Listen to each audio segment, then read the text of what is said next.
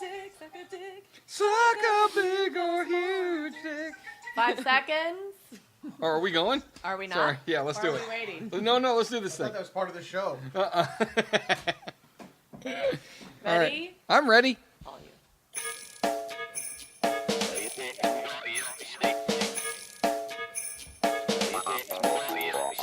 Hello and welcome to the award-winning Ardent Atheist, where reason reigns supreme, not frogs and fish. Today's episode brought to you by billions of years of evolution. Sitting next to me is my co-host and producer, Heather Henderson. Hi, everybody. You know Heather from the Facebooks, on the inner tubes, and from our other hit podcast, Skeptically Yours. You can find links to our guest website, join our Twitter and Facebook feeds, subscribe to our premium ad-free 90-minute full-length episodes, going, and our keep it going. email at ardentatheist.com. If you'd like to take part in the live chat moderated by the author of the well-known blog, Hit and Miss, Joe Swam, go to ardentatheist.com/live and chat us up right now. And please go to iTunes, subscribe to our podcast for free, and write a review. Help us get in the top 10. You may also go to ardentatheist.com/premium and subscribe to our premium ad-free content for a measly $10 per year. Subscribe now or Santa will put coal in your stocking. There's no Santa. He's not real. Well, then who keeps putting coal in my stockings? Yeah. Sorry about that. Subscribe now or Emery will put coal in your stocking. Too late. Everyone? I have a Oh problem. my God. We only have 2 rules in the show. Rule number 1, guests may plug anything they want. We're not hypocrites. Go subscribe. And rule number 2, if you're a listener who's ever been offended by anything, get a sledgehammer and destroy your computer now. This show has no restrictions on language or content and certainly has nothing for you. You, Rebecca Watson. We're coming to you live from E&H Studios in sunny Studio City, California. In the Studio City tonight, we have Peter Boghossian and Danny Lobell. You know these guys from Showbiz. Thanks for being here. Hey, thanks for having me. Danny Lobell is stuck in traffic, and he'll be walking in any minute and taking that seat right there. Sure he is. He's But at in the- home sleeping. No, he's not. No. He's a good guy. It's funny. I've been busy as hell. I'm cutting a special for Showtime, and I don't know that I can name it right now, so I'm not going to name it. But Can you say what it's about? it is. I'll tell you exactly what it's about. There's a hit TV show that's in its 3rd season, about to start its 3rd season, and all of the players from that show did a live improv show. A couple of them, like the superstars in this thing, they're not improv artists, and goddamn are they good. They're really, really good. Some of them are, some of them aren't. Some of them have never done improv before in their lives, and here they are doing this long-form improv show. It's pretty damn good. What do you do? What are you doing? I'm the editor. I'm cutting everything together and turning it into one big. It was a live show. a live hour-long show, and we're going going to do a 30-minute episode. It's really fun. It's so good. Long-form improv has never really been on television. This is kind of a first. You've got the improv show that I can't think of the name. Whose line is it anyway? That's not long form improv. It's a different style of improv, and it's a little more structured, and it's led by Drew Carey, right? And this one is true long-form improv, and it's so fantastic, and Showtime are superheroes for giving it a chance.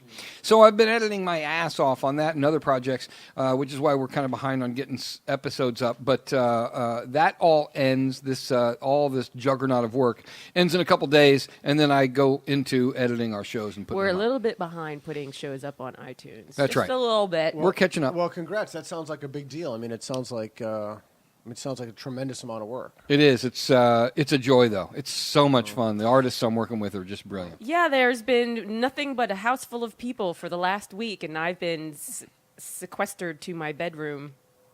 Is that the right word? Yeah? Sequestered. You use the right word. I've been sequestered. In what context? Because there's nowhere else to sit in here I because see. there's a room full of people. She gets pushed into the bedroom. Yeah. So, Peter, it's really good to have you on the Thanks. show. Thanks for having me.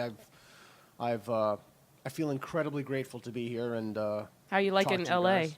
Well, it's great. I spent a lot of time. Such a tourist. I spent a lot of time walking the Hollywood Boulevard and looking for the Star Trek stars. Oh yeah, you're a Star Trek geek. Yeah, I'm a sci-fi guy. I haven't found William Shatner's star yet, but I'm still looking. So it's been great. It's been fantastic. Well, it's out there. I think. Yeah, I don't know that I've ever seen it, but it's. We'll have to help him find it. Yeah, I mean, I'm sure we could look it up and figure it out. Yeah. Yeah, that's a little bit of cheating. So that's kind of cheating. So I've been trying to. You want to hunt it out? I do want to find it. All right. on my own. Okay, All right, cool. well, we won't tell you. All right.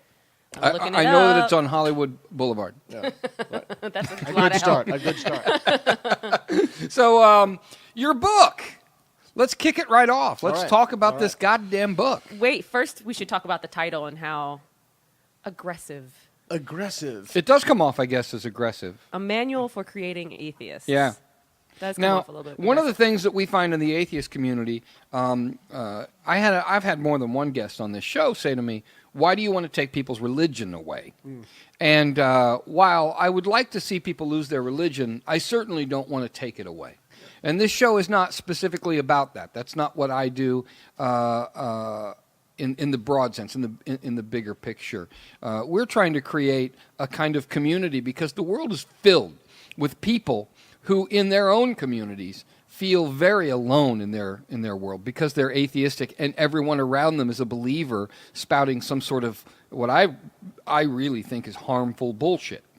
And so these folks, we get letters from people, from young kids, from adults, from truly around the world, saying, thank you so much for what you do. Thanks for putting this show on because it makes me understand Feel that I'm less not alone. alone. Yeah.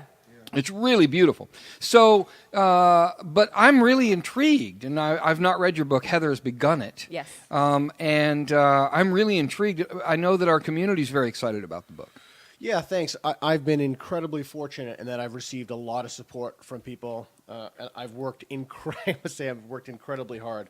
But the book is about how to talk people out of faith and superstition and into reason. Yeah. And so while you may not want the end of religion, my goal is nothing less than the complete eradication of faith at every level. I can't wait till Danny sits down and starts discussing this with us because he is a Jew.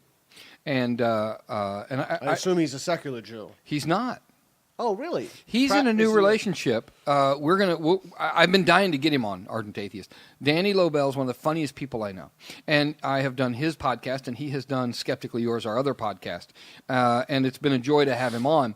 But when he and I talk religion, as often is the case with comics, which is why this show works, comics are pretty respectful of one another, no matter what they believe, and they're irreverent in this really wonderful, silly way. So my discussions with Danny have been long and arduous and fun, and he is absolutely hanging on to this Jewish version of faith.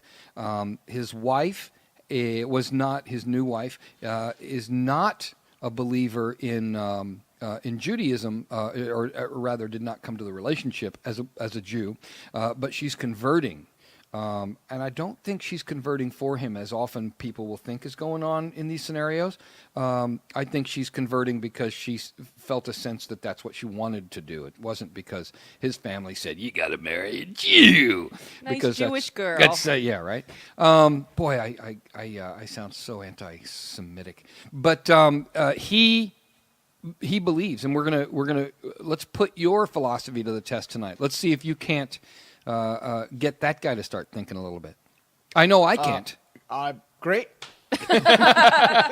Now, the book is it a guide for how to do this? Is it an invitation, or do you actually give some pointers on how to reach people? So at the end of most chapters, the chapters are set up. It's a guide. It's a guide. It's a workbook. Well, I might have a workbook coming out later. I have a TV show that'd be great. coming out called The Reason Whisperer. I want to edit it. In which I do exactly what I say I'm going to do in the book. I find people on their way out. I go into mega churches and mosques and synagogues and temples, and I attempt the process of deconversion both in the houses of worship and when people come out of the house of worship. You're like the opposite of Jesus. You're the atheist that goes into these awful places. Jesus used to go into the whorehouses. So that's cool. Yeah, so we've got that set up, but the book tells you how to do it, tells you how to have conversations with people to productively, hey, welcome. Danny Lobell. Danny. How are you, brother? Good, how are you? We've been talking about you. How are your ears doing? Things? Yeah, well, I've told him you're a Jew. And I guess there's nothing more to say. there's nothing more to say. And I mentioned that your wife is converting.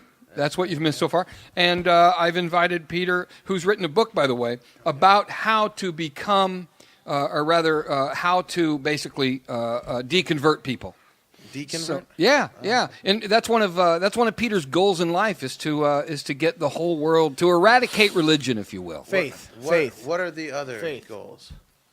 You want to know his other goals? Well, he says one of his goals. I can tell you another goal is to find the star for William Shatner on the Walk of Fame. Yes, that is actually one of my So he's got goals. two goals that we've learned already. That's true. Any others?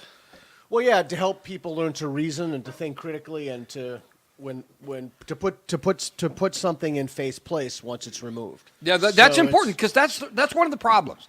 One of the big problems that people have in getting rid of their faith is the community that they lose in the church, and figuring out how to. A lot of people are indoctrinated into the idea that without faith you have no morals. Even I suffered that when I made my conversion. I don't have any morals. Yeah, No? you do too. I lost them. You absolutely I do. lost them with my faith. think, I could be wrong about this, but I think that's the whole idea of the Sunday assembly. Yeah.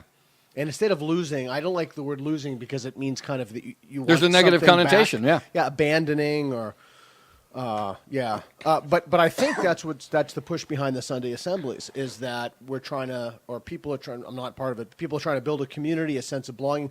When I was last in the mega church, they had a massive screen with a countdown, and I think it was at 4 minutes, and they said, "Meet your neighbors for 4 minutes." Mm-hmm.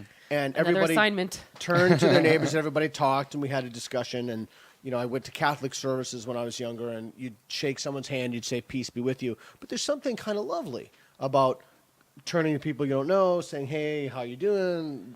Just talking to people in that community, in that environment. So when we take away the faith virus, we need to make sure that it's replaced. And by the way, parenthetically, when you look at the literature on cult exiting, people who leave cults, one of the most difficult things for people to leave, the thing that keeps them in, is the personal matrix, is the community nexus of people. I would have thought it was the refreshments. I was going to say the free Kool-Aid. I'm going with the Jim Jones joke. Nice. So, Danny, I'm going to remind you to stay close to our mic for me, Danny. I'm going to ask you now, talk to me. I've been wanting to get you on the show to talk about this anyway. So good to have Talk you. to me Good to be about here. this bullshit you believe. Okay. I didn't mean to put it that way. That was very negative. Let's talk about your crap. I did it again. I can't stop doing it. Anyway, you're a Jew. You believe in God, right? I do. I wonder, is it all faith that you're against? Is it any kind of faith, or is it just faith based in religion? All faith, without exception.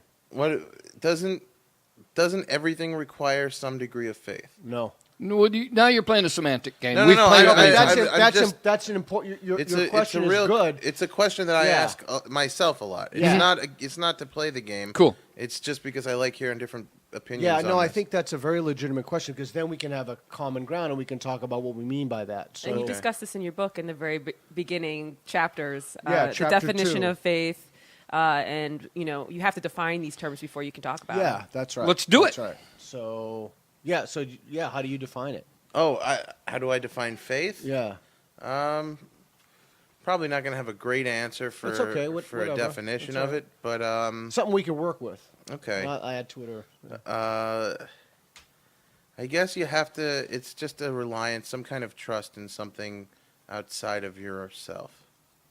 All right, so we're not playing semantics. That wasn't even as bad as I thought it was going to be. You're Like, funny. that You're was funny. good. Yeah, yeah. I got you on the rails already, don't you? Don't worry about it, man. No, that's good. But so we have trust in a lot of things. Heather drove me here tonight. I could have taken him somewhere to be beheaded. She could have. I made that joke to her. I said, "Well, if these are my enemies, they've gone to really an elaborate ruse to get me here." Right. Yeah. But We got to dress the killer up. I had right, and she really has impeccable credentials too. I mean, Ardent Atheist tattooed on her chest. Yeah. He's rubbing it to make sure it doesn't bleed off. So I guess why do you not see any value in faith? Where do you see the? I'll let you answer that one question first. oh, okay. So I was going to say I'd like to amend the definition a little bit. Oh, please. So when she drove me, I had trust. We had trust in certain things. I had trust in her that she wasn't going to take me to be beheaded or kidnapped or something because we know the same people. And I've listened to the podcast, and she seems legit. So I have some evidence for that. Right. And I have some evidence for the car, the way cars work and the way cars run. Even though I know nothing about fixing cars, or I've never even opened the hood of my car. I know nothing about cars. Right. But all those things are based on evidence. So I don't have any faith that that's the case. Right. So I know she's a real person. Could it be the case that she's an alien? It could be. I have no reason to believe she is, but Right. could be the case. But you're saying all of that is not faith. It's No, all that's correct. evidence-based logic. Well, it's evidence-based, yeah. Okay. And so As we go through life, we have concerns. Around every corner, something can come hurt us. Every morning we wake up and we expect the sun to rise, as it has so many times before. It's not faith that the sun will rise, as oftentimes people will they'll come on the show and argue. You know. yeah. Now How let's did you get up in the morning? let's contrast that. If I may use you, if I may. Sure. Let's contrast Heather. Mm-hmm. She's a real person. I can see her. I can touch her. I saw her. I took a picture of her tattoo and tweeted her tattoo. Okay. Let's contrast that with Zeus or Thor or any of the god of the Abrahamic traditions. There's no evidence for that. Right. So that's when you invoke the word faith. You invoke the word faith when you don't have evidence, but you've decided to believe anyway. Okay. I thought there was more coming. No, that's basically how I. Does that make how sense? How I use the term. I Yeah, don't want you to feel ganged up, though. I don't want you to feel like anybody's beating you down or anything. I'm just, my definitions are totally amenable. Yeah. We can change those, but I don't want you to feel under attack. No. It's a comedy show. He's fine. I'm hanging in. I just sometimes I wish I was quicker on my feet with responses. I generally like to ponder things a while after I hear them, which is awful for this For kind of like podcasting. quick One of the radio. things that happens a lot on our show, I had a friend who's a believer. He's a Christian. He's not just a loose believer like many of the pothead spiritualists I know. He is a Christian. And he was on this show, and he started in about what's next if we legalize gay marriage. Oh, not that And he made that argument. And I just went after it. I just completely eviscerated that argument because Gay of divorce. yes, that's exactly what's next. But at the end, he goes, well, you do this every day, and you're better at. And I go, no, it's not it. That's not what this is. Yeah. When you don't have a solid argument, it's because you don't have a fucking solid argument. It's because there isn't an argument to be had. Just because you're not good at arguing doesn't mean that my argument's better because I've practiced it. Okay, so just on that thought, Yeah. just right there, then isn't it better isn't it just a more honest way to live your life to say, geez, I really don't know. I'm a fan of I don't know.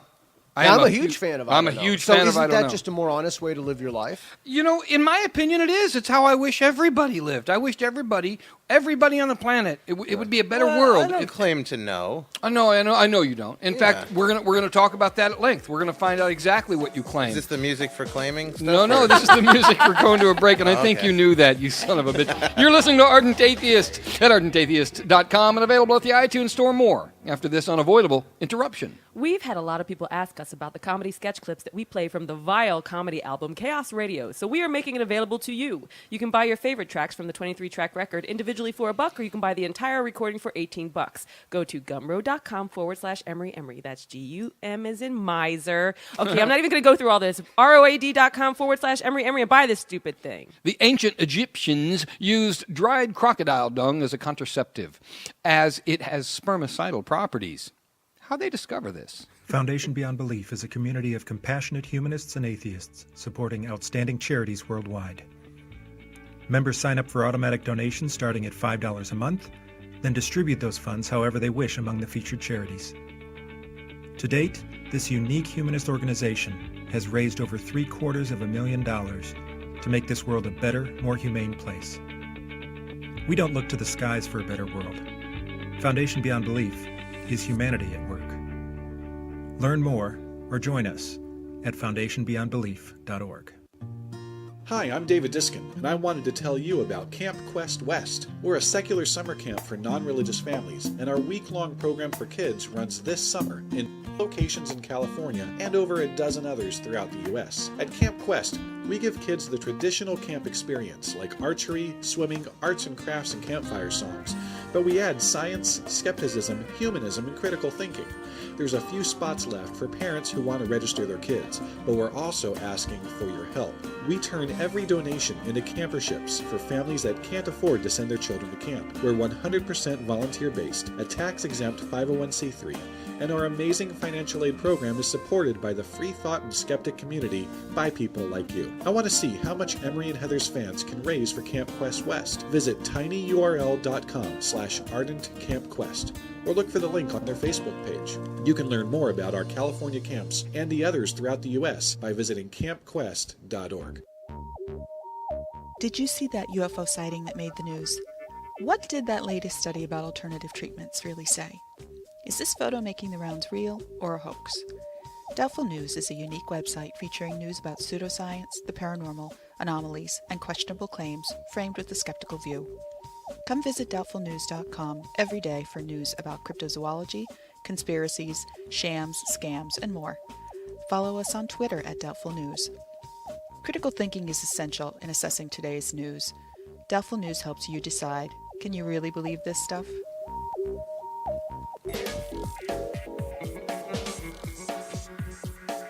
And now back to Ardent Atheist Nonsense You Can Believe In. We're talking with Peter Boghossian and Danny Lobell, who is here. He's here. Yeah. Am I here? Yeah, are you But here? are you? Am I? I'm not even sure. I have faith that you're here. The first time I met you, I was on mushrooms. I don't know.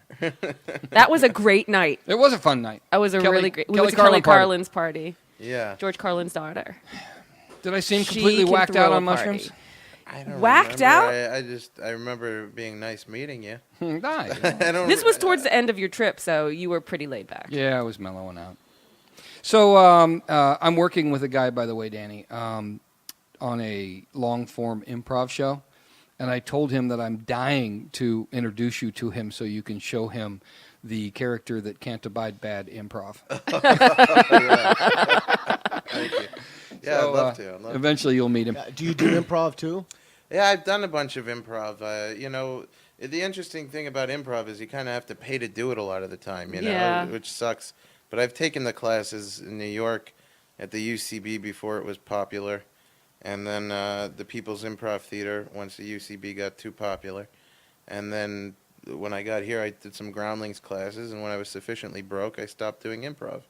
But I think I've talked to you about how I feel like improv is a very faith-based form of comedy, whereas like stand-up isn't. How do you see? Yeah, I was How- going to how ask, do what do you yeah. mean by that? That's super interesting. Well, it's only fairly interesting, but I appreciate you exaggerating. I've never heard anybody say that before.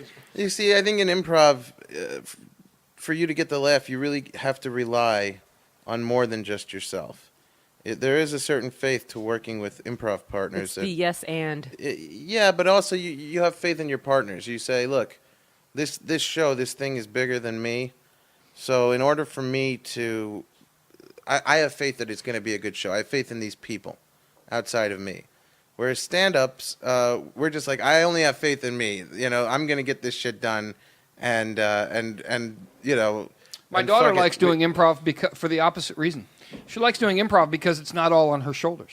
Right. If she's missing a beat, if she's not quite there, I think that's the she same knows that her reason. partners are going to come in and fill in. That's the same thing I'm saying. And I will take us back to our discussion earlier. Yeah, that's not faith. I was going to say that wouldn't be faith, but I can make it. We can make it into faith. That would be trust or confidence. Like if Right. you knew your partner, and your partner was cool, and she or he had done this before. Even if you and don't had know your partner, experience. you But so let's say you don't know your partner at all, and your partner's terrible. Yeah. And then you're like, oh man, then you could invoke the word faith. Yeah.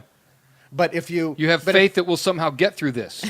well, Right. if you have some evidence to go on, Yeah. that you've worked, all right, even if the partner's not cool, if you worked with them before, but they're competent, Yeah. then you don't need faith. You need your history of having worked with them. Mm-hmm. So, but that's not faith, though. Yeah. Because, the other way you could look at it as belief without sufficient evidence. If you have sufficient evidence, you've worked with the person before, they've been funny, you've laughed, your Yeah. mom has laughed, right? Or your Well, let me friends have ask you a laughed. question then, Danny. You've done improv. Yeah. Have you done improv with people you don't even know? In front of an audience? Yeah. You have? Yeah. Did you have faith that it would go well? Yeah. Did it go well? Yeah. Okay. Okay, so did you know how they were selected? Did you know anything about them? No, because it would be improv jam where you show up on a Wednesday night at the Pit, plug. Plug I anything don't you even want. know if they still do this on Wednesday nights, but the guy Ali who runs the People's Improv Theater In New York? in New York Yeah. is a real honest, good guy, and Ali? yeah, I'm having trouble believing I that. can't really pronounce his last name. It's like Farahankahen, but You but got it. He's You actually have to split your tongue in half in order to pronounce it properly. he came out of Second City, that guy, and he branched off and made this theater. He cultivated this like really warm, supportive performance space in New York in Gramercy. That's great. And he's like one of the heroes of comedy because there's so many scumbags in this business that are just looking to rip everybody off and whatever, but he's not one of them. And his classes are super reasonable, and like you Does really he know can good move up. artists? So I would plug Does he him. really know good artists? Does he pick good, strong people when he puts them on the stage? Yeah, I think so. Yeah. So it sounds to me like you were using some evidence to get on that Oh stage. no! That stage, it's a free jam. Like anybody Free can for show. all. Yeah, it's a free. Any Free for asshole Mike. can jump up. Any asshole can show up. Got It's it. free. You show up. It's like 11 at night. Then it might be faith, actually. Uh-huh. Then Yeah. it might be faith. If you have no idea of this, if there's Right. no selection process, there are no criteria. There's but you have no idea who's coming up. Then that seems to me to be appropriate. So now, are you starting to see the difference between faith and trust and confidence? or not even see, because that means I'm correct. But is it clear? Are you buying into it? Do you think it's legitimate or? Yeah, I think it's a fine line between faith and trust, right? I think faith encompasses a lot of trust in it, right? You can't have faith without trust, but you can maybe have trust without faith, right? Well, you can think about it. Maybe. I don't even know. If Yeah, I don't agree with that. I I don't think know if I agree with it I, either. I think that That guy's wrong, Yeah, I know, right? and I won't Tru- stand for it. Well, stay seated. That's where the mic is. Trust, in my opinion, trust is built on the evidence available. And confidence is also built in the same way.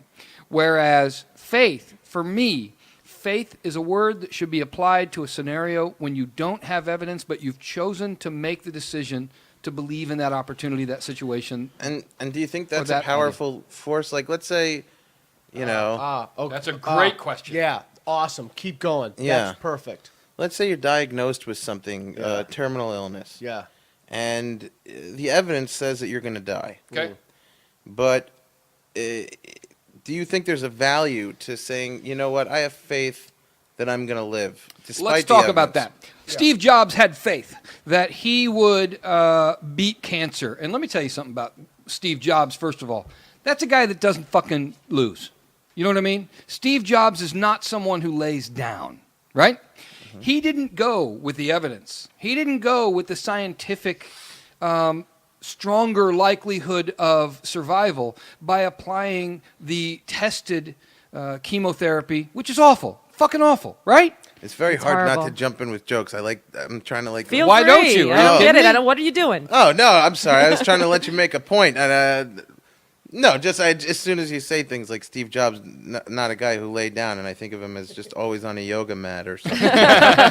Well, he was. I mean, he was a Buddhist, if I have the story right, and he did not apply the scientifically proven approach, the aggressive scientific approach, Right. to once he was diagnosed. He spent many months putting his faith, In because that's where alternative this falls, in alternative medicines.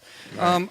It's arguable that he's dead today because of that decision. Is that bad? It's awful. Why? He's wonderful. Is it bad? Why wouldn't we want Steve Jobs to be alive?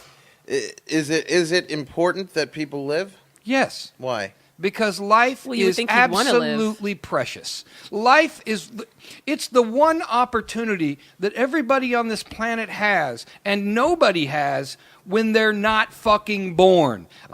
To me, life is arguably the single most important opportunity given to all beings. Do you think dead people care that they're dead? No, I think that people who were never born don't care that they were never born. So then how is life any more important than death? Once you have it, it becomes the most important thing, in my The opinion. opportunities you have to do things, to change things, to make a difference, to make other people feel good, or help other people in this process. It's important. It's very hard for me because the way I think, I always wind up going down the same rabbit hole of it all being meaningless, and ultimately life on this planet ends no matter how you calculate it through science or God. So, and what do you mean by like your life? I don't want to get too personal, but your life is meaningless. Life yeah, in it's general? fairly meaningless. I'll get yeah. very personal. I know you pretty well, relatively well. We've hung a few times and we've talked about these deep questions on your Yeah, podcast. yeah. What's it called? Modern day philosophers. Modern Day Philosophers. I did it, and we talked about this, and you got into some of that. And Yeah. privately, we've talked about this. I think that you've got kind of a nihilistic view sometimes. I Yeah, don't I've think been you told live it, that, but I yeah. certainly think that you sometimes find yourself mired down by it. I would also argue that some of that might well be informed. Not is, but might well be might. informed by this faith You- thing that you Yeah, experience. no, I was actually thinking that in the back of my head. Just as you were thinking about jokes and thing, I'm always thinking about that in the back of my head. But so you don't. I find that hard to believe, even having known you for a short period of time, that you don't have any meaning in your life. Well, I think there's a difference between having meaning in your life and life having meaning. Yeah, You can create meaning in your Exactly. life, but it's artificial. yeah. It's something that you could say, you could make the same argument against God and say people who believe in God are creating artificial meaning in their Okay, life but before in that way. Yeah, but before we go there, so you do have, like, what's an example of something that gives your life meaning? Comedy. His wife, Yeah, Your wife? It's cuckoo clocks. yeah, I don't know if either of those things Hedonism? give I it don't know. meaning. I don't know. I don't know, because the comedy is irrelevant ultimately, because the work, how long is it really going to last after But I'm see, gone? I think that's a pit. And You the dug same your- thing that's with a the pit, though. But it's Forget a pit that you ultimately. can't really get out of, I Sure think, you can. philosophically. I just feel like, let me break it down. Yeah. The way I figured, if you believe in God, or if you don't believe in God, ultimately, this life doesn't matter. Because if you believe in God in a traditional sense, okay, that, or let's say take Christianity or some beliefs within Judaism, but once you get into Judaism, there's 100 different interpretations. Yeah. But, Million. You're living essentially for your next life, Right. right? Unless you're into Hinduism, basically, then maybe you just come back. So maybe you're Well, living even life Hinduism has an element life. of next life. Next life. right, but the next life is still here. So maybe you could set something up waiting for yourself. I don't know how that works. If you could leave clues, but That's why I argue that. That's why I argue that reincarnation is bullshit. I've Yeah. never had anybody show me an example of reincarnation in a functional, important scheme. In other words, Right. if my aunt, who believed in reincarnation, could come back and be reincarnated as some other person, who I could then go over and continue having the wonderful conversations we used to have before she was killed by a drunk driver, then reincarnation has a value. There's yeah, always but the question is, would you be able to find your reincarnated aunt, and would she be able to find you? Well, arguably, if we have in any way any of our memories, then theoretically we could seek one another out. I've never seen a model where that happens. Therefore, all reincarnation claims, as far as I'm concerned, are absolute bullshit. Again, because you haven't seen it, you need evidence to go off. But Everything I do is based on evidence. Virtually I can't everything. imagine that's true, but I'm also not intelligent enough to disprove it. You and I will know each other for many years, and if you can ever think of an example of something I don't do based on evidence that's not informed on evidence, I'm interested, and here's why. And it was- Because I want to change what I'm doing. Okay, so that's the linchpin right there. Yeah. So the linchpin for someone who formulates their beliefs on the basis of evidence is that they're willing to change their mind when new evidence comes in. That's right. That's right. Right, And right. that, if I just may finish, and that's the problem with faith. That is It's the also problem. the problem with with evidence, because you might be following incorrect evidence. it. And you I don't know have until the Yeah, next- and many we times. all do. I just Everyone. told But you had just- faith in that evidence up until that No. point. But you gotta be willing to change your mind. That's important. Yeah, that's key. So part of it is changing your mind, but we assign a confidence value to everything. We assign confidence values to all our beliefs, and when new evidence comes in, we decrease or increase the confidence I values just of told that him, evidence. if I'm doing something wrong, I want him to show me. Yeah, and you And would this is the change- moment where you I would start change- shadowing Emery with a pad. Let's do it. All right. I do. I invite change. I invite Shadowing music. Cue it. shadowing music. All right, that's it. We'll be right That's it? back. You're Oh. listening to Ardent Atheist at ardentatheist.com and available at the iTunes Store. More after this insufferable disruption. Good news, everyone. That's right. We have a premium ad-free service. We already give you the free hour of entertainment, but the premium service will allow you to subscribe to the full 90-minute show. It's only $10 per year. We also have another option, and that's the Pay More If You Want button. If you want to give us more money, we will give away some subscriptions to the needy. So be generous. Support the show if you can afford it. And please go to ardentatheist.com/premium and subscribe. White women are the most likely to engage in anal sex, particularly if they also have a college degree. Wait, what?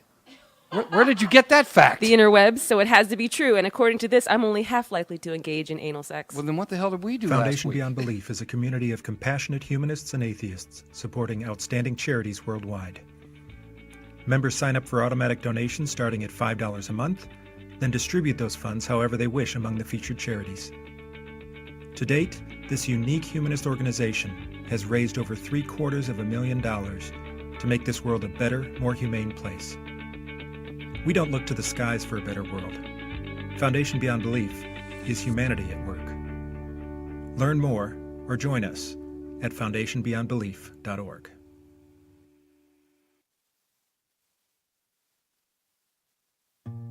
Hi, I'm David Diskin, and I wanted to tell you about Camp Quest West. We're a secular summer camp for non-religious families, and our week-long program for kids runs this summer in locations in California and over a dozen others throughout the U.S. At Camp Quest, we give kids the traditional camp experience like archery, swimming, arts and crafts, and campfire songs, but we add science, skepticism, humanism, and critical thinking. There's a few spots left for parents who want to register their kids, but we're also asking for your help. We turn every donation into camperships for families that can't afford to send their children to camp. We're 100% volunteer-based, a tax-exempt 501c3, and our amazing financial aid program is supported by the free thought and skeptic community by people like you. I want to see how much Emery and Heather's fans can raise for Camp Quest West. Visit tinyurl.com/ardentcampquest or look for the link on their Facebook page. You can learn more about our California camps and the others throughout the U.S. by visiting campquest.org. Did you see that UFO sighting that made the news? What did that latest study about alternative treatments really say? Is this photo making the rounds real or a hoax? Doubtful News is a unique website featuring news about pseudoscience, the paranormal, anomalies, and questionable claims framed with a skeptical view. Come visit doubtfulnews.com every day for news about cryptozoology, conspiracies, shams, scams, and more. Follow us on Twitter at Doubtful News. Critical thinking is essential in assessing today's news. Doubtful News helps you decide, can you really believe this stuff? And now back to Ardent Atheist nonsense you can believe in. We're talking with Peter Boghossian and Danny Lobell. Thanks for being here, you guys. Pleasure. My Thank pleasure. you. His pleasure. Is it the nightmare you were worried it would be, Mine Danny? too. I wasn't worried. I always have good. fun with you. I'm glad. You know. And I'm going to go to his show. Good. Yeah, he's a funny dude, man. I can tell. Yeah. We sat at Kelly Carlin's, and there was sometimes when you have parties like this, there are comics that aren't really strong. And one of the guys that was hanging around our table was throwing out all these hack lines. And I know it's in grouping. I know this is awful what I'm saying, but he's just not funny. And we were all just going, Cringing. stop it, just stop. We do comedy for a living. We know this fucking process. That would be unbelievably difficult for me to be funny all the time. Like that's a nightmare to me. Well, I'm not funny all the time. No. To feel the Sometimes pressure. I'm sleeping. Well, some people just naturally have that gift. No, they no, just, what their brain works constantly. Matt Kirshen is like that. He's always thinking about a joke, and it's not something that he tries to do. It just happens. But it must be stress. It must be stressful, though, isn't it? No. Pressure. No, Pressure. no, it's how you're built. I mean, honestly, it's Just like how you think about, this religion thing all the time. It's something that you're must kind be of really a obsessed lot with. of pressure convincing people of your ideas. No, it's not. It's not. It comes naturally to you. Comedy comes natural to a lot of people. But this one guy that was around the table, not natural. Not at all. Not at all. Annoying. And Danny sat even there know what just it is. completely saving us all from it. It was just, and eloquently, in no way, shape, or form was this guy belittled in that moment You're a whatsoever. hero. At all. The worst thing that's happening is I'm talking negatively about him now. The best thing about this is I barely remember it, but he always recounts it, and it feels great. It's like, It was a wonderful night. I love it. It's a good time. Yeah, I was telling my buddy Yoav is here. Funny young comic. He's hanging out in the living room. Why isn't he at the table? Yoav, you hanging out? You want to come in the table? Come sit down, Sit man. at the table. I was telling him on the way there. I don't know if I ever told you my Jack Black story, but No, I want to know that story. I'm bringing it up because we were talking about on the way over here. You know, the bizarre and the possibility of the supernatural and consciousness and all that stuff, and dreams, which always comes along that. And one of the things that I think about a lot is whether or not dreams are anything more than just drivel that we pick up through the day, or, you know, as somebody who does believe in more spiritual stuff, I wonder if dreams have deeper meanings and stuff like that. And you could even look at it from a psychological point of view, or your dreams trying to tell you something from your subconscious. This is why I love talking with you. I mean, Yeah. you are someone who just goes down every alleyway conceptually, and it's such a joy. And I don't give a shit that you and I disagree religiously. Right. Talking to you about this kind of stuff is just fantastic. Disagreement is good too because it causes friction, which makes good conversation. Yeah, the only reason that I might argue against killing all of religion, really the only reason, seeing it all disappear is, God damn, that might become boring. Aren't dreams really Yeah. your brain just downloading everything that your mind goes through in the day? Maybe. I mean, I have some really bizarre dreams that I wonder where the hell did that come It's from. been a while, Yeah. but I just had sex dreams the other day. I did too. I It's woke been a up- while. Did we have it on the That's same so day? funny. We're laying in bed next to each other, dreaming Probably about fucking fucking somebody in the night. else. You Yeah. didn't even know. That's happened to me. I've woken You know up. how many times with my I've had penis. almost wet dreams? I rarely ever get the whole way. Something always they get rejected by the chick at I the think last that's second. common. I think that's a or- common thing. No, I think that's Yeah. Jewish. It's one of the staples of Judaism. Shame, in the rule book. shame, and self-loathing. Can we be introduced? Yeah, let's introduce. to, Tell me your name. Yoav. I'm going to put Yo. you right there. How are you? I'm good. You're a comic. Yes. Cool. What Well, type- thanks for joining the show. Yeah, Thank what you. type of comedy do you do? Stand up. Straight stand up. Yep. Not an improv guy. No, I Cool. haven't done that yet. Where'd you start out? Comedy Store. Oh, okay, nice. cool. Yeah. That's a dark place. It is, yeah. So, so the Jack Black. yeah, I want to hear the Jack Yes. Black story. So I had a roommate when I was living in Midtown Manhattan a few years back, who was a real prankster. Like, I used to be a prankster, but this guy was like, he was on a different wavelength too. Like I like this because his pranks were so bizarre and odd that they only made sense and they were only designed to entertain himself. Like. That's kind of sucky. But I kind of think there's something cool about that too.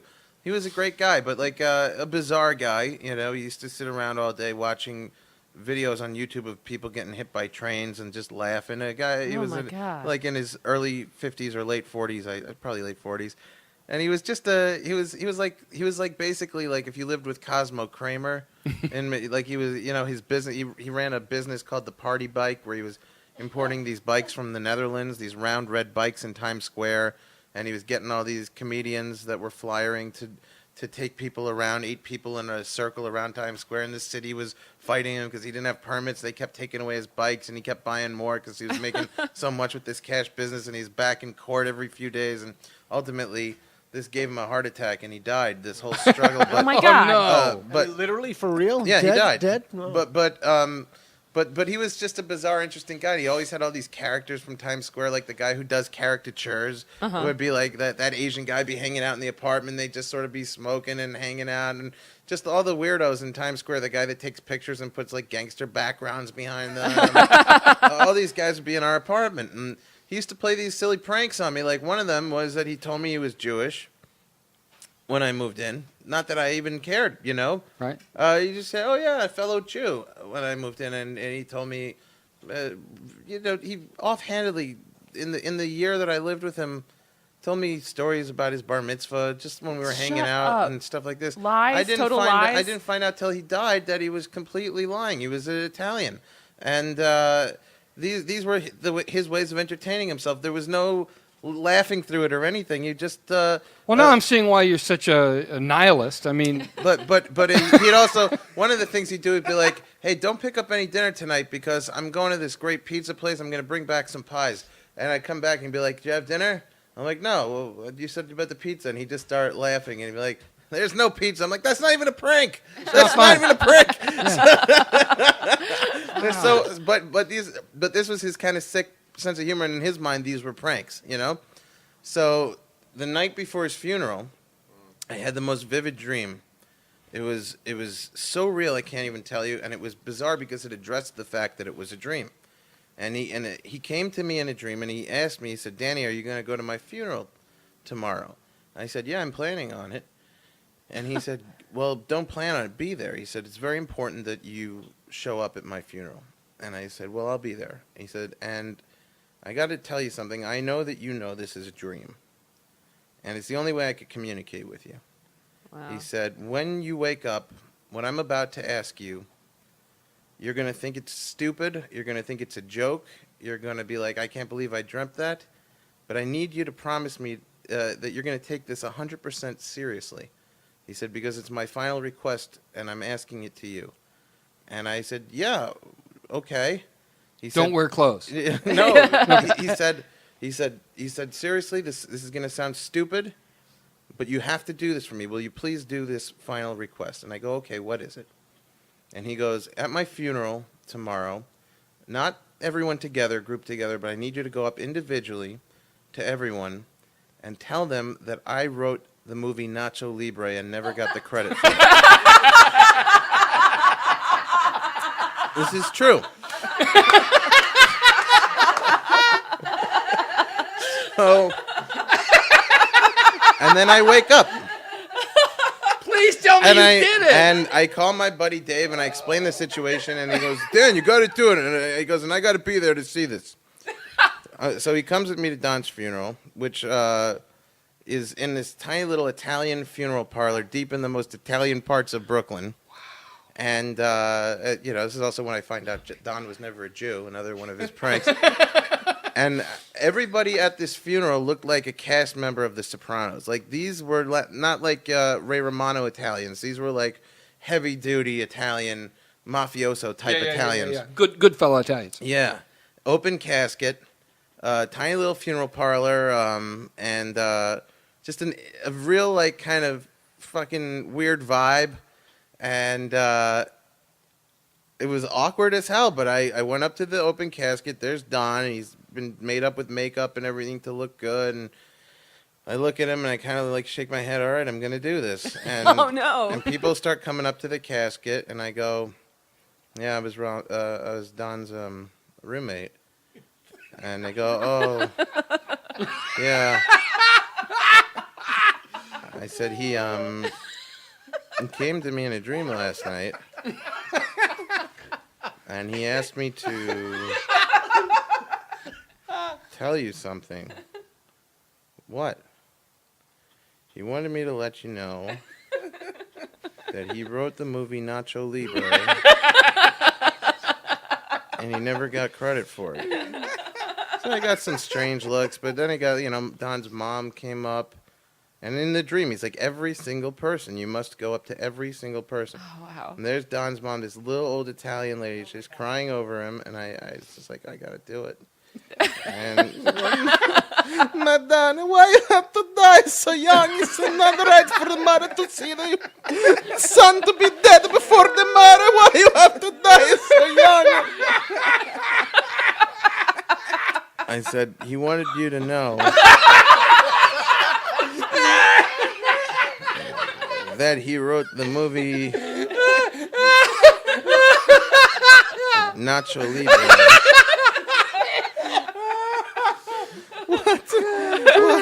What?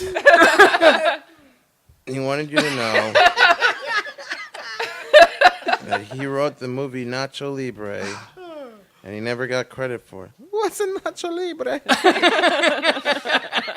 It's a movie wherein Jack Black portrays a Mexican wrestler.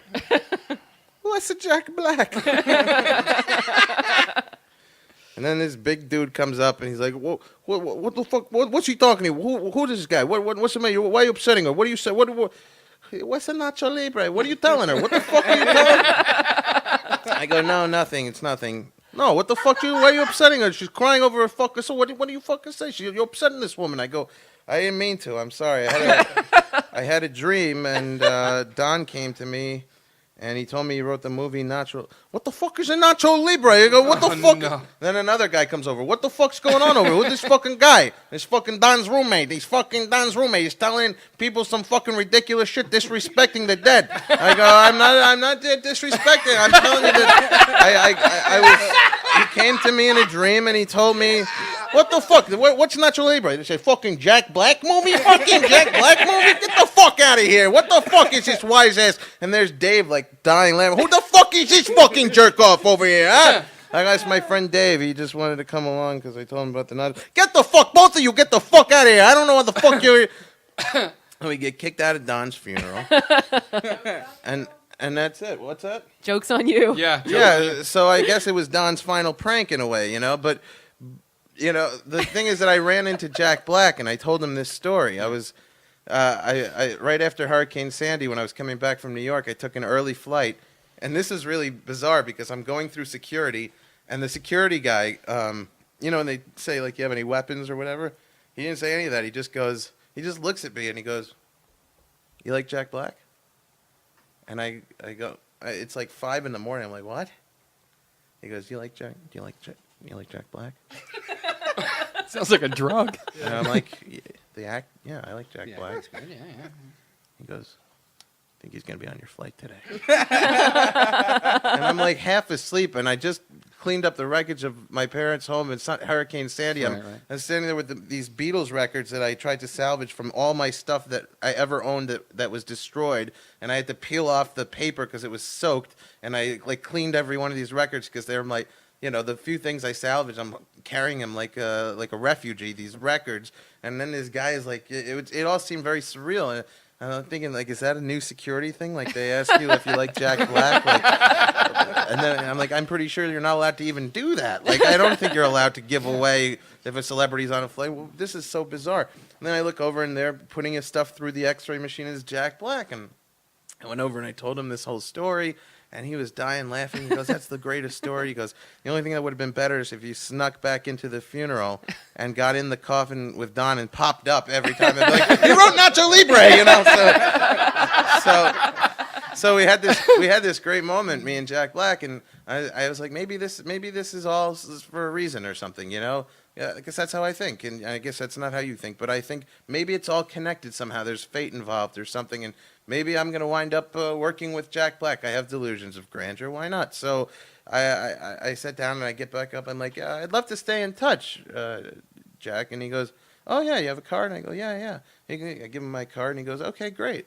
And I sit back down, and I get a text message from my mom. It says 3 words. It says, 4 words. It says, Eddie Murphy is dead.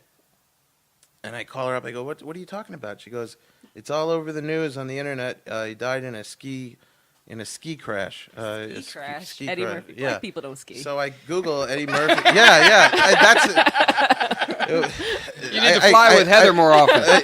Yeah, they got me because I never ski myself, so I don't know who's there. You know, I should have just thought black people because they hate the cold. Most black people, right? Yeah. That I know. But so I put into Google Eddie Murphy ski crash, and sure enough, it comes up a whole story, and I'm devastated. I'm already a little bit like loopy because it's early in the morning, and I just came from this surreal situation, Hurricane Sandy. The entire Long Beach where I grew up, it's under martial rule. There's like Hummers with army men and curfews, and life is very bizarre at this point. And here I just had a great laugh with Jack Black, and now Eddie Murphy, like one of my favorite comedians ever, just died, and he had just been honored, and they did that. Yeah. And I'm like, and I just go up devastated. I'm like, Jack, Eddie Murphy is dead. And he's like, Eddie Murphy is dead? What are you talking about? I go, he's dead. He's dead. Eddie Murphy is dead. I lost all decorum for Jack Black because now anything goes becauseEdie Murphy is dead. You're yelling back from coach into first class. No, we're still waiting to get on the plane. Okay, cool. And I'm like, he's dead. Like, now it doesn't even matter. Fuck it. Eddie Murphy is dead. And I'm going to share this moment with Jack Black, the only other comedian that I know of there. And he's dead, Jack. He's dead. dad, Eddie Murphy. I can't believe it. He could have done so much great stuff. Who knows? He was. This is what happens. This is what happens when you let them give you a lifetime achievement award. Then your life is over. I said he never should have agreed to that. You never did. So Jack Black is like, what? He turns to his assistant. He goes, "Is Eddie Murphy dead?" And they Google it, and he goes, and he looks at it and he immediately knows. He's like, "No, this is a hoax. I don't think this is true." And he looks at me like I'm an idiot. And now this discredits everything that came before it. Yeah. And I sit down, and then I get a text later. Oh, it's a hoax. So then we're boarding the plane, and he's sitting in first class, and I'm walking past him. I go, he's not dead, and he goes, yeah, I know. Not dead. So you didn't end up working with him? No. I want to clear up the hoax. See, what happened was Don came to your mom in a dream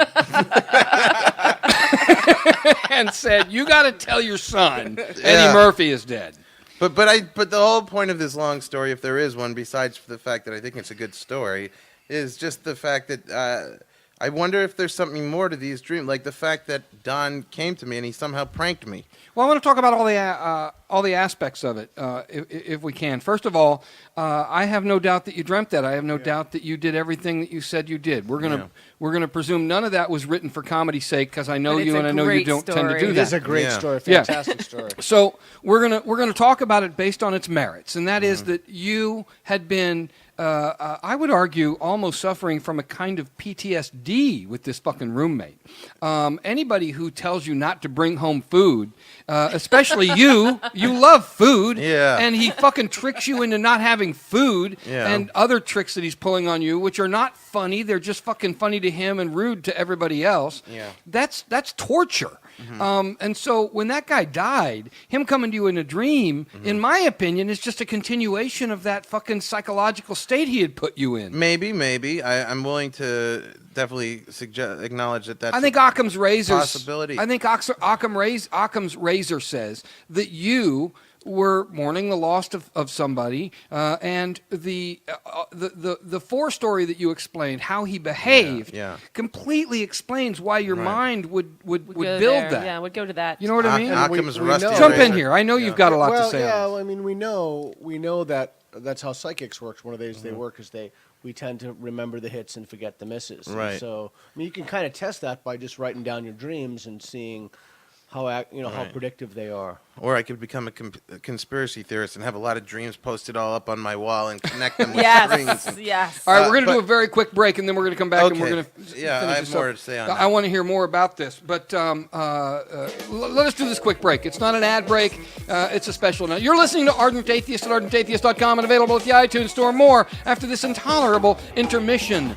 And now a special announcement. This is a big super shout out to a few of our listeners. We have to get the listeners in. They come every week and hang out on the chat That's wall. right. Mark Nowitzki, Finn Nicholas, Snake Oil, Carl Barrett, Anthony's aunt, Herbie Reagan, Jesus Crotch, Mick Justice, Adinikov, Booger Bender, our only deaf listener, Cameron Winters, and Joe Swam. These were some of the people chatting on the Wall of Reason last week. Thanks for being there, everybody. Now we're back. And now back to Ardent Atheist nonsense you can believe in. We're talking with Peter Boghossian, Danny Lobell, and Yoav Anatian. Did I get that right? Yep. All right, Anatian. What type of name is that?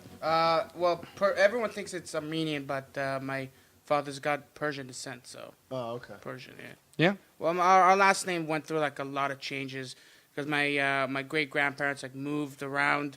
They went to England from Persian, Iran to England, and then Israel, and then over here. So every time they moved, they changed their last name. Oh. So I don't even know what the original. You don't know what your name is. Originally Goldberg. Yeah. In Israel, it was Antian, and we moved over here was Anatian. And how do you know these guys? You're from comedy? Yeah. We met at a Jackie Mason. Jackie Mason show. Yeah. Is he funny still? Yeah, I watched him do a he'll really always- tough show once in Kansas City, long time ago. He's so funny. It's like in his DNA that Jackie Mason can never not be funny. Yeah. Did you know that I worked for him and everything? No. I watched him do a really tough show in Overland Park, Kansas, which is this uppity Republican neighborhood. And he really had a tough time of it. And I was bummed out because, I mean, he was doing tried and true. You could see it. I'm a comic. I know what's good and what's not.